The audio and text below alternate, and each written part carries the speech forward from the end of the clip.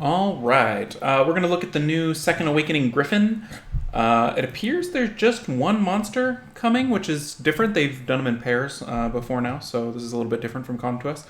Should they decide to do another one, we'll talk about that one when it comes out. But Jubagel deciphered this awesome code over here on the side and figured out that it spelled Spectra. The letters were numbers, which is pretty neat.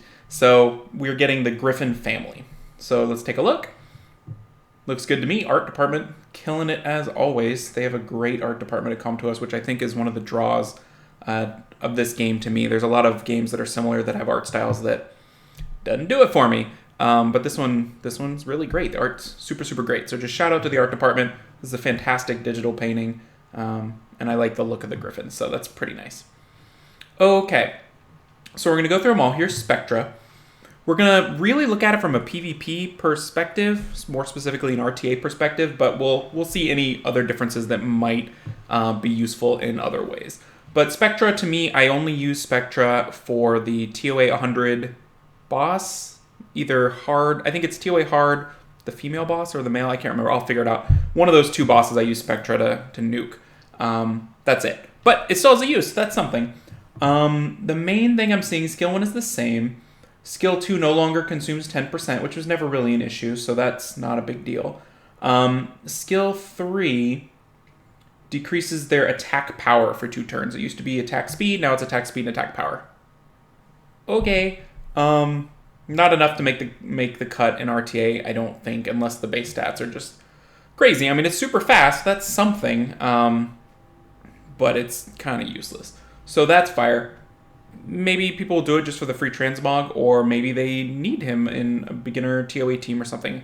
Can't really imagine that being the case now with the homunculuses, but that's the change. All right, water. First skill is the same. Second skill is the same, but your attack bar increases for 30% for each harmful effect granted on the enemy target. So you're granting attack power and defense. If those land, you get 60% bar back. If one of those lands, you get 30. That's pretty good.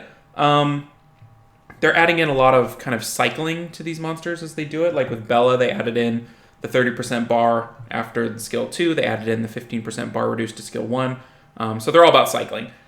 So, okay, that seems all right. 60% bar back's pretty nice. Let's look at the skill 3. Skill 3, critical wound. The damage is proportional to your max HP and attack speed is how it used to be. Now it's increased by 15% for each harmful effect. To your max HP and attack speed. So that's pretty good. It all just depends on the multipliers. I don't know that it's going to be that good. I'm trying to think. Maybe dragons? I don't know. I don't see a PvP use at all for this monster. So, yeah. It looks still kind of bad. Still kind of bad. Maybe PvE. I don't know. All right, Bernard. This is the one everyone's looking forward to because this is the one that's actually used in Arena, not really PvP, unless you're talking like 20-star or 4-star Special League. Skill 1, exactly the same, except it decreases the attack bar by 15% with an 80% chance. So that's but the Belladon treatment. They gave the Belladon treatment. I mean, never bad, right? Never bad. A nice little improvement. So if you're already using Bernard, you're probably going to want an upgraded Bernard because why wouldn't you? Let's look at skill 2. They added damage increases according to attack speed. That's a nice little change because now skill 1 and skill 2 scale to attack speed, and you know he's going to be fast. So that's a nice change. I like that. And then skill 3 is exactly the same because it's so good. Bernard already had pretty good base stats, so when he gets his base stat bump, it's gonna be pretty good. So I think Bernard is the one you might want to build. Just looking at these casually. I don't know that he cracks the RTA scene. Maybe, but probably not. So anyway, not a bad little change. Little bits of upgrades to an already pretty good monster. All right, the light one. Attacks with Rage Stop Claws. Damage increases according to attack speed was the first way it was. Now it's recovers the HP of all allies by 30% of the inflicted damage. So he's like Amon, kinda. With the damage increases according to attack speed. So this might be a nice little heal when you smack into a defense broken monster. 30% of the damage.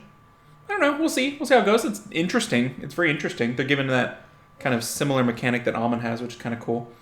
Skill 2 is unchanged. Do a bunch of damage for enemies with a bunch of HP and eats 10% of your health. Alright, the passive. 20% resistance randomly is a passive instead of just being on the monster. Okay.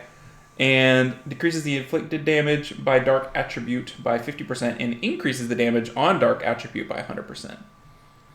Okay, so that's kind of cool. To me, this has a very niche use, which might be something like in Dark Rift Beasts, right? Because they're going to hit it very little, it's going to hit it really hard, and it's going to heal over and over and over and over from his skill 1. So that's kind of cool. Maybe they were looking for healers in Dark Beast? I don't know. Maybe very specific uses against teams with a lot of dark monsters. I kind of can't see it. I don't know. But it's interesting, at least. Like, I feel like water is kind of awful. Maybe I'm missing something. And fire is basically the same, so not usable. This is at least interesting to think about, the little heal. So, not bad. All right, dark. Skill 1 is the same, which is cool. It's crits equal stun, right? 100% stun on crit. Still has to go through accuracy check, but it's pretty nice. I mean, it's a pretty cool skill. People have played with it. It's not quite impactful enough to make the cut compared to Nat 5s and stuff, but maybe now, with a little upgrade, it will be. So, skill 2, exactly the same, except damage is proportionate to defense, so it's defense scaling. Okay, first one is attack speed scaling, second one is defense scaling. All right. Third one, defense is increased by 50%, which with the base stat bump is going to be really nice. So, that'll be cool. And you recover 20% of the damage inflicted to the enemies as HP. It did not used to be that. Yeah, it did. It was the same thing. So that's all the same. But here's the thing that really makes them different. Your attacks will always land as a crit if the target has lower defense than yours. So anytime you can eliminate the need for one specific stat on a monster, the monster gets way better. Like, the reason why there's all those crit rate, crit damage Tianas is they don't need accuracy, right? The only reason that Mina is anything in the game right now is because it doesn't need crit. So anytime you can eliminate an entire stat that's pretty necessary, it makes the build way better and easier. And that's kind of cool.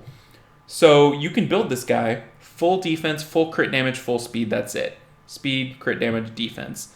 And the defense is going to give 50% boost. So if you needed to decide between those stats, you could prioritize speed and crit damage a little more than defense because it's going to get a little boost. It's going to self-heal, and it's going to crit all the time and stun all the time. Definitely Revenge is an interesting set because they'll stun on Revenge. I don't know that anyone's going to hit him until they're ready to do it for that very reason. But it's pretty neat. I like it a lot. You won't have to build him with crit rate anymore. That was always a hurdle, especially for Nat 3 base stats. So that's done.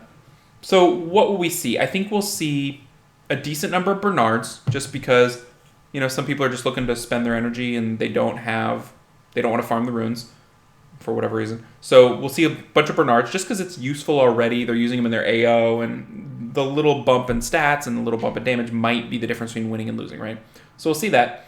I think we'll see a lot of the dark one just because it's kind of cool. Like, it's got a cool thing going on. Like, a lot of people already had him as a toy. I think I already have mine at max 5-star just because it's neat.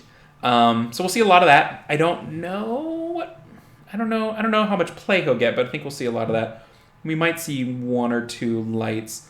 But overall, nothing to really mess with the PvP RTA meta, I don't think, which is unfortunate. Yeah.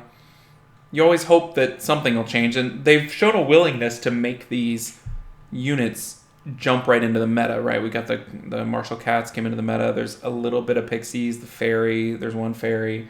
Rauk, kind of. Like, fringe meta, like specific teams. These, I don't know that they fit that description, unless I'm just missing something obvious.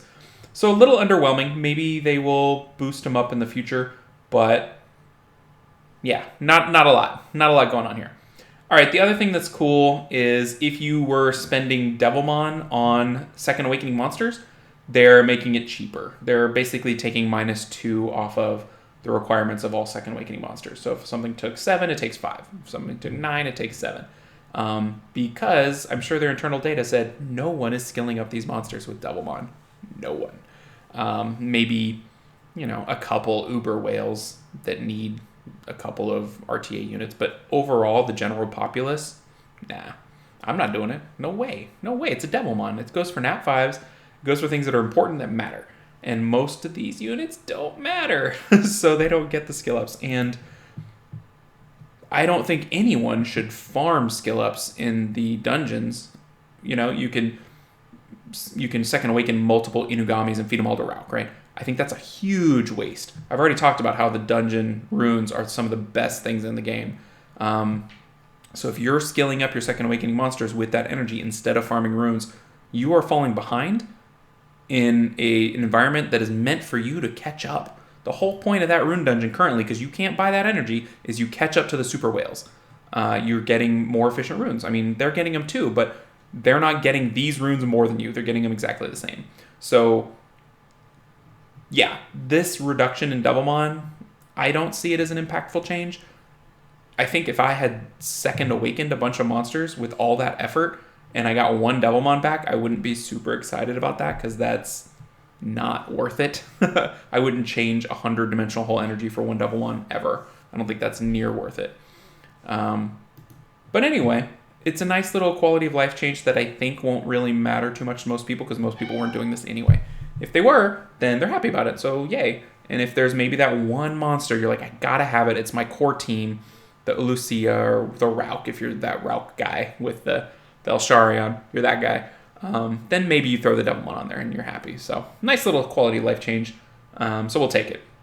I like how they explained it all. There must have been some sort of issue with communicating what was happening because they're like, we're going to really go through this and make sure we know what's going on. Last little things, the anniversary's coming. Those are always really good events. Lots of goodies. You're going to get an extra Hall of Heroes where you can choose one of the previous ones. So that's coming up April, I think. Mid-April is usually when it happens. So that's kind of cool. All right, that is it for this video. The last thing I wanted to mention is something I was thinking about. And if you're not watching PatisauR on YouTube, you should. I've been watching his videos lately and getting sucked into his team he's made. I've sort of started messing around with it myself. And just his journey, the way he shares, where he started with C3 and now he's G2. And I mean, he plays this game like a ton. He's super knowledgeable and really good at explaining things. So PatisauR. Watch PatisauR. He's good stuff. All right, guys. I will catch y'all in the next video. Take care.